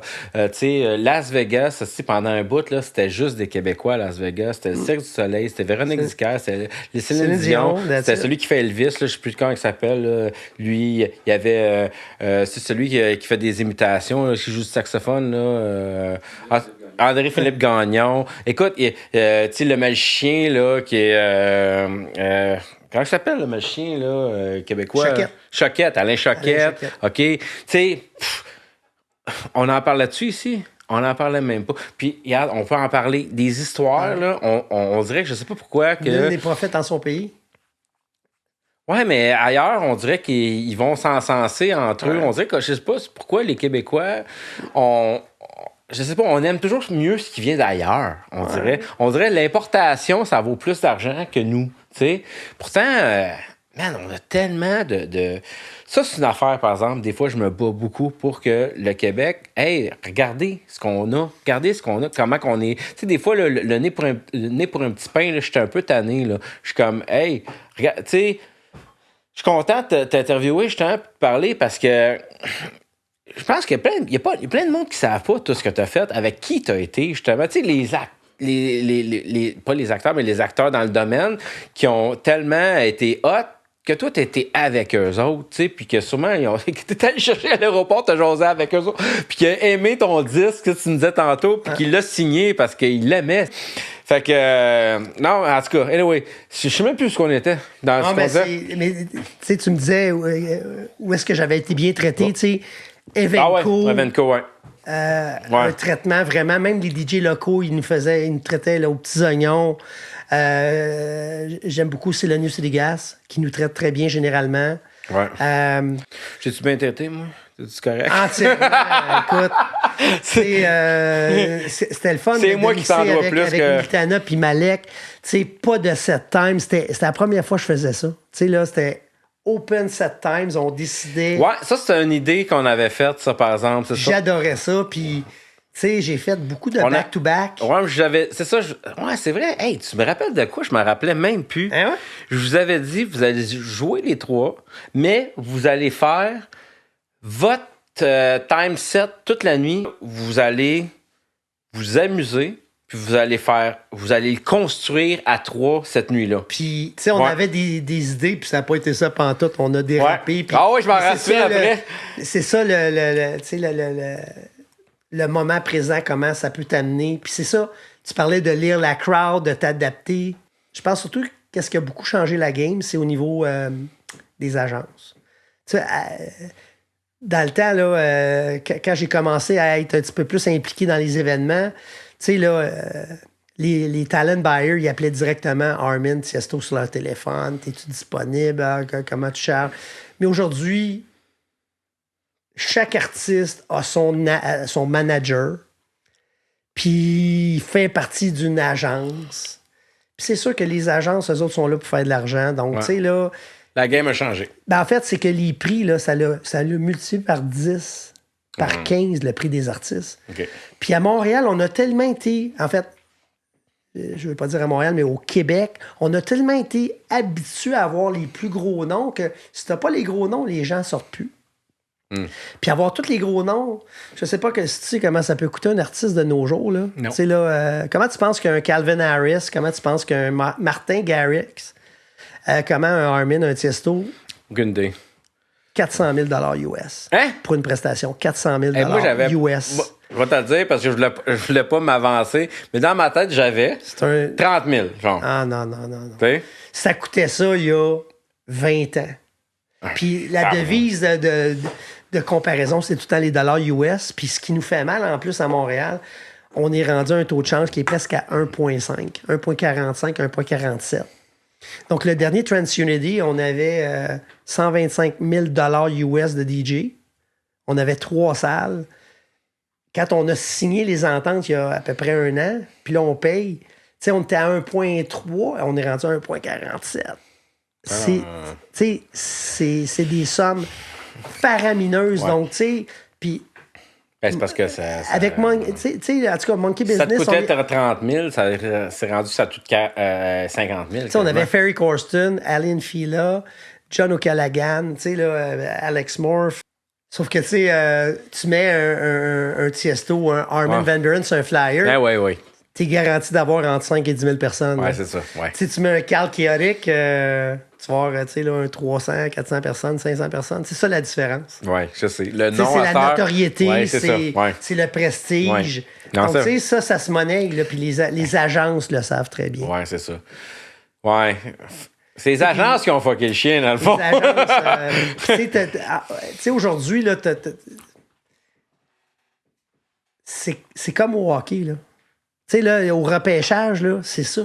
Tu sais, les agences, là, ils vont regarder c'est quoi ton potentiel, tu veux-tu une famille? Tu sais, parce qu'ils investissent beaucoup pour faire grimper un artiste.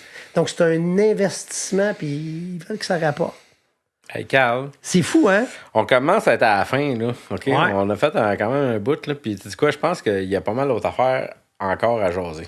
Moi, j'ai pas dit grand-chose à date, là. Ah, mais je sais. Mais il va falloir qu'on refasse une deuxième Ben, saison. j'espère qu'on va reprendre ça. Oh, oui, non, mais t'as aimé ça? Moi, j'aimais J'ai ça. adoré, C'est j'ai la adoré. première fois qu'on le fait, là. Ouais. Puis c'est le fun, hein?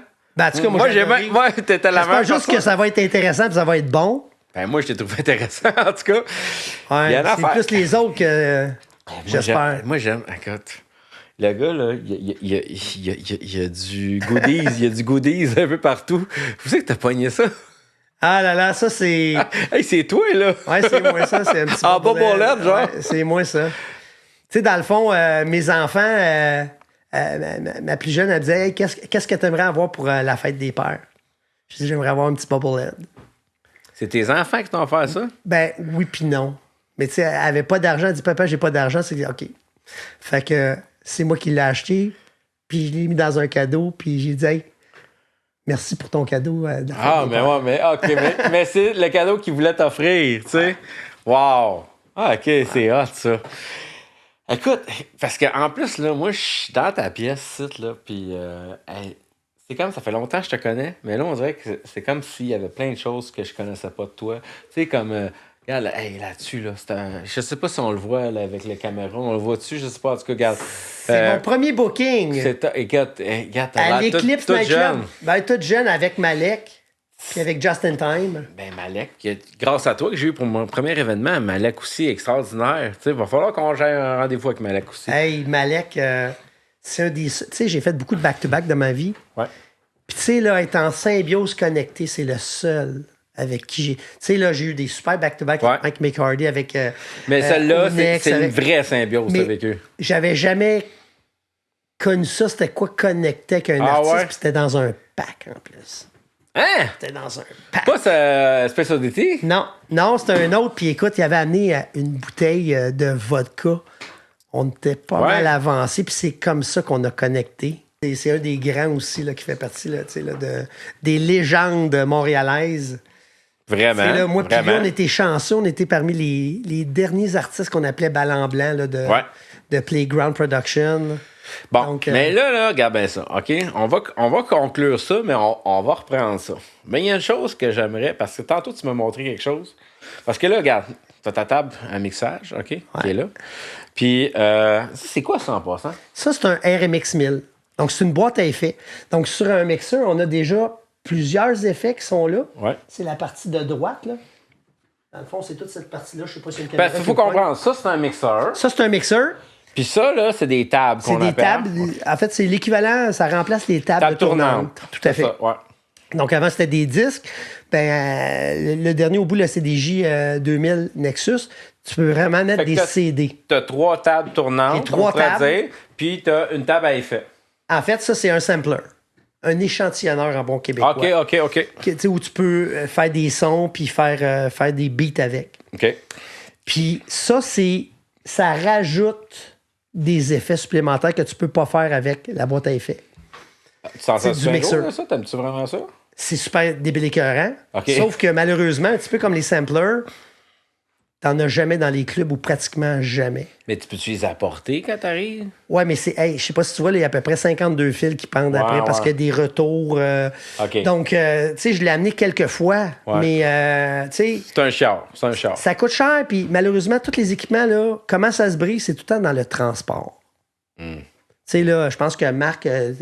Donc, tu sais, c'est des équipements qui valent très cher. Tu sais, le mixeur, il est 4500. Les CDJ 3000, là, c'est 3008 chacun. Tu sais, ça monte vite. Ouais. Puis dans les clubs... Quand tu veux du professionnel. Ouais, mais moi, je mixe avec ce que je trouve dans les clubs. Ben, c'est ça. Du professionnel, c'est Hein, ça. donc, faut que tu sois capable, faut que tu sois dans ton élément quand tu arrives dans un club. Puis ça, c'est super, ça fait des effets absolument incroyables. Mais malheureusement, tu n'en retrouves pas souvent dans les clubs. Donc, il faut que ce soit vraiment des DJ internationaux qui mettent ça sur leur rider. Le rider, c'est un petit peu tous les specs des équipements qu'ils veulent. Dans leur contrat, je veux ça. Ouais, C'est ouais. ça. Donc, tu as tout le temps le Tech Rider qui est pour les équipements, puis tu as aussi le Hospitality Rider qui est pour Ben, l'alcool. dans le fond, pourquoi que je te parlais un peu aussi de ça, c'est parce que dans le fond, on va closer, mais dans le fond, tu sais, comme tu m'as dit tantôt, puis c'est vrai, j'avais remarqué, toi, tous tes sets, tes closes, toutes de la même façon. Ouais. Hein? Puis ceux qui l'avaient peut-être pas remarqué, qui connaissaient peut-être pas assez, ou tu sais, des fois, on finit pas tout le temps les sets au complet, on les aime, mais tu sais, on les écoute en auto, des affaires de même, tu sais. Fait que tu closes tout le temps de la même façon, ben tu vas nous le montrer. Ben, je vais vous le montrer. Ouais. Puis je veux juste dire que, dans le fond, c'est un effet qui est inspiré d'un des meilleurs sets que Armin a fait. OK. Puis il finissait de même, puis il finissait pas exactement comme ça, mais presque comme ça. Donc, moi, là... Ton inspiration. C'est mon inspiration, puis j'ai essayé de faire quelque chose qui ressemble à ça. Armin, c'est ton grande inspiration, dans le fond? Dans le fond, mon premier idole, ça a été vraiment Tiesto. Ouais. Puis quand tu as commencé à changer de style, de devenir plus commercial, je suis vraiment retombé sur Armin, que j'aimais beaucoup déjà, mais Armin, c'est encore aujourd'hui mon T'es idole. as-tu rencontrés? Ben oui. Les deux? Ben oui. En fait, pas Tiesto. Tiesto, je l'ai rencontré, j'ai jamais eu le plaisir de jouer avec, OK. mais j'ai joué 12 fois avec Armin. Ouais? Ouais. T'as pu jaser avec lui dans En masse. Dans le backstage. Dans le backstage? Puis, je te dirais que la plupart sont tellement gentils, fins, puis sont restés eux-mêmes, là. Tu sais, puis je pense que c'est un petit peu le secret de leur succès. Ils ont su rester eux-mêmes. Fait que, écoute, pour ton finish him, ce que tu fais tout le temps, montre-nous ça. Comment tu fais ça? Avec plaisir, puis je vais essayer de vous le dire aussi. Je vais essayer Ok. de vous le dire aussi. Là, je vais avancer la chanson.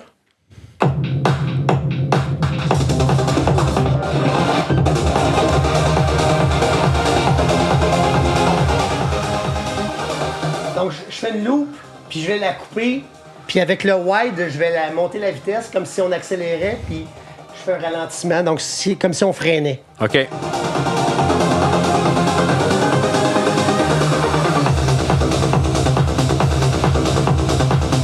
Quatre temps.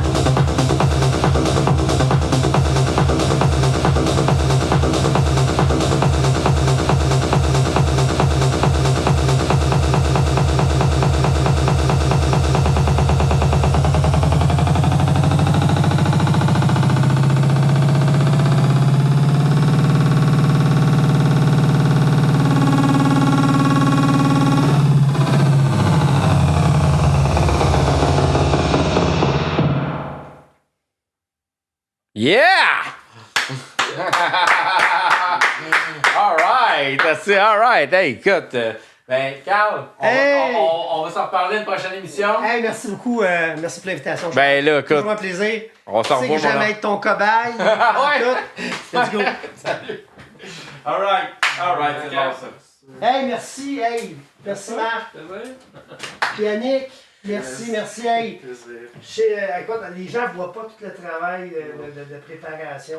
Même moi, tu sais, j'en ai fait des émissions. C'est gros.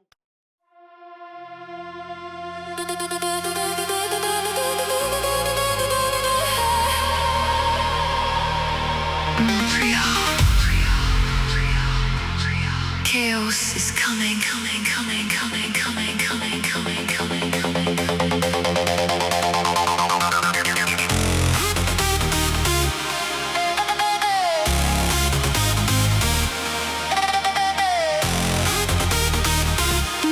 Montreal. Chaos is coming.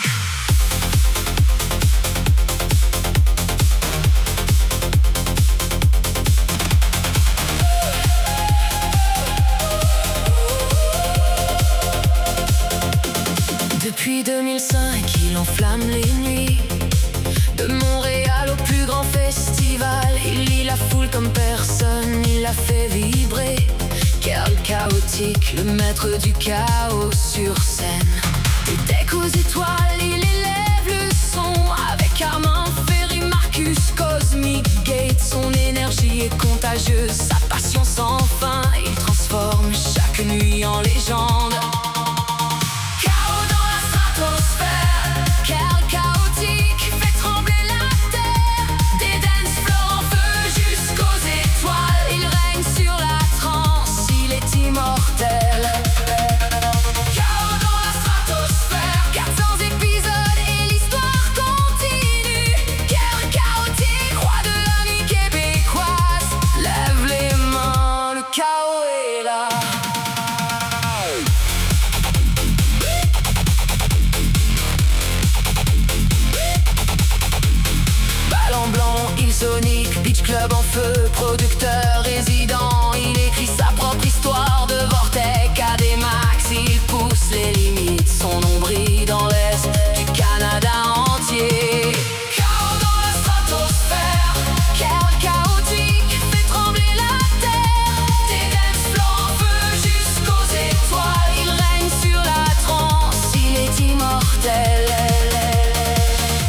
l'énergie monte, la foule explose.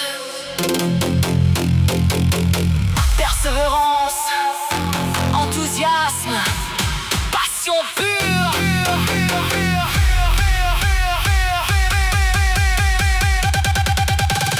Bunny Van Sycari.